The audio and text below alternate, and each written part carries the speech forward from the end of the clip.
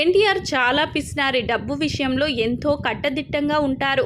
పైగా షూటింగ్కి వచ్చినప్పుడు అక్కడ సామాన్లు కూడా తీసుకువెళ్ళిపోతారు అంటూ ఎవరికి నచ్చినట్లు వారు మాట్లాడుతూ ఉంటారు. కానీ ఆయనకు దగ్గర వారైన కొంతమందికి మాత్రమే ఈ విషయాలు తెలుసు. ఆయనకు తొలినాళ్లలో కెరియర్ ఇచ్చిన వారికి ఎవరికి ఏమైనా అయితే ఎన్టీఆర్ చాలాసార్లు సహాయం చేశారట.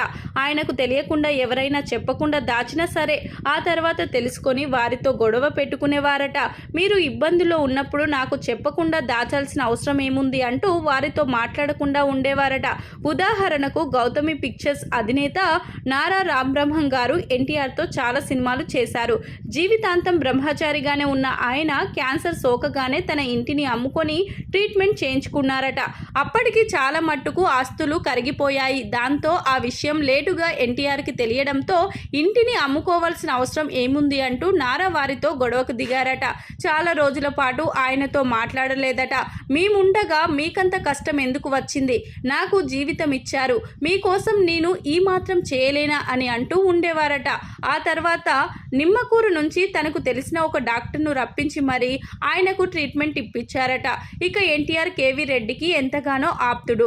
కేవీ రెడ్డి కుమారుడు అమెరికా వెళ్ళాలి అనుకున్నప్పుడు ఎన్టీఆర్ దానికి సంబంధించిన అన్ని పనులు చేసి ఫ్లైట్ కూడా ఎక్కించారట. ఇక విజయ సంస్థ వారు కేవీ యూనిట్ని తీసివేసి కంపెనీ నుంచి ఇచ్చిన కారును కూడా వెనక్కి తీసుకుంటే ఎన్టీఆర్ తన సొంత కారుని ఆయనకు ఇచ్చారట. ఇలా కెరియర్లో కాస్త సెటిల్ అయిన తర్వాత తనకు మొదటి రోజుల్లో సహాయం చేసిన వారందరికీ కూడా ఇబ్బందులు ఉన్నప్పుడు తాను ఉన్నాను అంటూ ఎన్టీఆర్ పూనుకొని మరీ అన్ని పనులు చేసేవారట.